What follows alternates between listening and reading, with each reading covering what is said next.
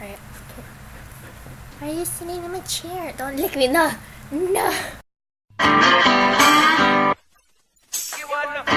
Get out of the chair, so I decided that she could stay for a while. Okay, this week on Happy Eternal Void, the theme is Story Week. So, I'm going to read one chapter of my story that's on Wattpad. My username is IDreamACat because IDreamAWolf was already taken. Stop trying to lick me, right ass. As you can see, I've changed rooms. Okay, and I am sitting like L again. I don't know why I just sit like this. A lot of people can't freaking have their feet flat when they crouch like this. Can you do that? Where your feet are flat on the ground? And if you don't know who L is, you obviously don't watch anime. But let's read the story. Yeah. Mr. Well, the doctor called my name. Yes, I'm right here. I jolted upright from my seat in the waiting room, taking large steps towards him. The injury your wife sustained in the wreck caused major brain hemorrhaging. The doctor stared at me. But she's all right. You were able to save her, right? I covered my mouth with my fingers after asking, hoping, and pleading. The answer is yes. Mr. Well, these things can be tricky if you do not tend to them quick enough. She trailed off. But you got to her in time, right? I snapped the words out as if they were fact, and I was saying them so surely would make them true. My body was shaking violently. I could feel tears welling in my eyes, threatening to spill over at any moment. This couldn't be real. None of this was real. She was okay. She was still there in the hospital, recovering from surgery. She was sleeping. That was all. Just sleeping. I'd walk into the room, and there she'd be. Beaten and bruised, but still beautiful nonetheless. My fingers trembled over my mouth as the doctor exhaled roughly. I'm sorry to say this, but your wife, she didn't make it. The doctor attempted to place a hand on my shoulder, I suppose out of sympathy. I didn't feel it. I didn't feel anything. I crumpled to the floor, my knees failing me. And they broke. I broke. It was as if the entire universe had beaten me to the ground, as if my life was suddenly ripped away from me. I felt I can't talk. I'm sorry. The link will be in the description so you can read it yourself. I can't talk. I felt like a part of my heart had been torn savagely out of my chest and thrown threw across the room, bloody and pulsing. The hot tears were streaming down my face.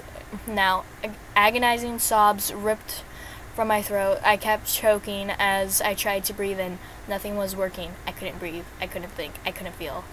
I pounded my fist to the floor. My sorrow turned to rage. My eyes cut up to the doctor. Hatred filled them. I pushed myself up, unbalanced, and began to lunge towards her, when suddenly something caught me.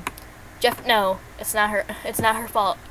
A voice yelled as my arms were pulled back. I came crashing backwards against something firm.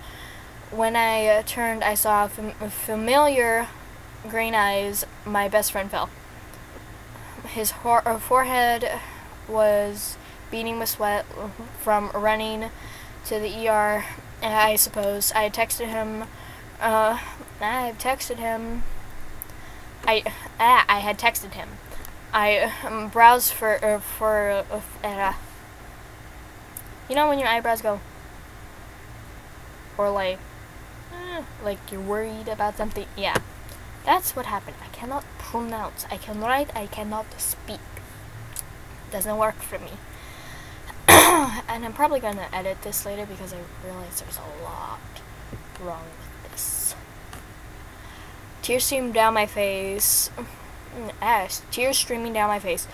In a matter of seconds, I crumpled again. He caught me, but my weight brought us both down to the floor. I clung to him softly. He patted my back, trying to calm me down, waving for the doctor to leave. "She's gone, Phil. She's gone," I cried, and so hard I coughed. "I know. I'm sorry." He hugged me tighter. What was I going to do without her? What am I going to do without her? I can't live without her, Phil. Everything seemed like it was crumbling around me. I know it's going to be hard, Jeff, but Mary and I are here for you.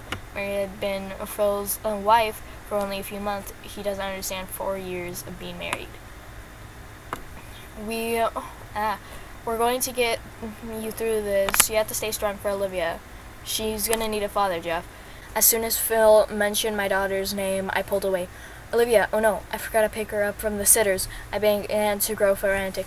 Mary went and got her while I was on the way.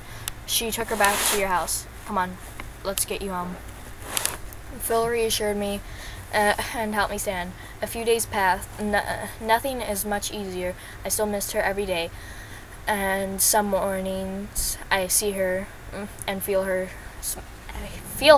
smiling at me. It hasn't gotten easier, but I can put on a smile and pretend everything's fine. I have to, for Olivia. That's even harder because she's the spitting image. She's a spitting image of her mother. She is the most beautiful little girl I have ever seen. And it's even harder because I have to live and see my wife's face every day, knowing she isn't there anymore. The only time I let myself completely break is when I'm in my room alone. I gained the courage to look at pictures of my wife and I. There was a picture of us and our families together on our trip to London. Some of when she was pregnant. We were so happy, so joyful. Then I saw it, the very last picture of us together. Phil took it. My wife, Phil, and his wife had taken Olivia and Dylan, Phil's son, to the park. While the kids played, we had set blankets to sit on. Phil had been sneaky and snapped a picture of my wife leaning on my shoulders, my arms around her, her head leaning on my chest. My wife was leaning on my shoulder, my arms around her, her head leaning on my chest with the biggest smile on her face. She was stunning.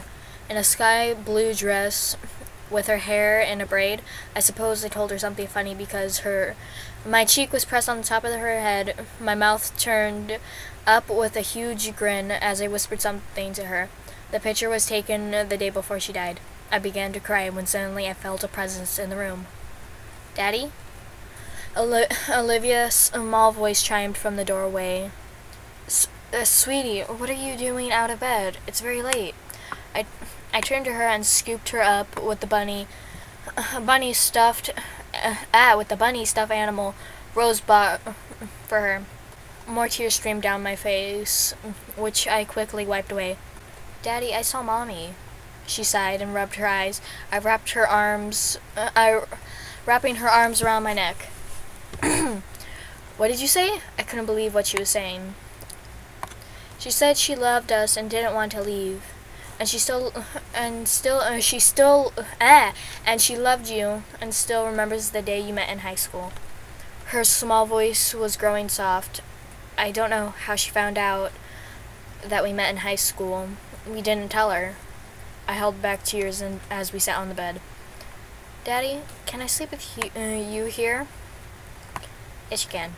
I laid her down on the bed and got into the bed, cuddling her in our arms. I stared up at the ceiling, trying to keep it together. "Daddy?" "Yes?" "When is Mommy coming back?" My heart broke. I haven't had to have this talk yet. And I wasn't quite sure if I was ready for it. "Well, she's in heaven, so she's not coming back." "Will we see her again, Daddy?" "Of course we will, honey." How? I want to see her now. I had to come up with something, and then it clicked. Honey, you know how Daddy and Uncle Phil loves the galaxy and stars? I began. Yes? There's a time when in everyone's life, when they become part of the galaxy. Is that when they go to heaven? Yes, it is, honey. You see, whenever someone goes to heaven, they become a part of the galaxy and stars. They become a star so they can keep an eye on their family. So your mom is up in the galaxy, shining brightly so we can see her. Can we see her now? Without hesitation, I got up and brought her to the window, pulling back the curtain. I looked for the biggest star and pointed to it. I saw her eyes light up. See? There she is. Your mom is the biggest, brightest star in the sky. A tear rolled down my cheek as she pressed her head against my shoulder. Good night, Mommy, she whispered before drifting off to sleep. Good night, Mommy. My voice cracked as I closed the curtain. So, that was the prologue. Yeah. So, if you want to read that, I will leave the link in the description so you can go and read it, because I suck at speaking, so probably didn't understand me most of the time. Anyways, bye.